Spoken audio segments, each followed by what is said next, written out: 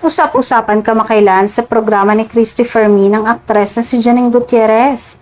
At imbis na intriga, papuri ang ibinuhos sa kanya. Sa naturang show, ibinahagi ni Christy ang kanyang paghanga kay Janine na tinawag niyang isang complete package.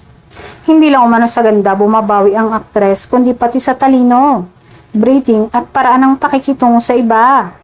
Ayon pa sa host, kapansin-pansin ang pagiging articulate at klase ni Janine, mga katangiang bihirang makita sa industriya ngayon.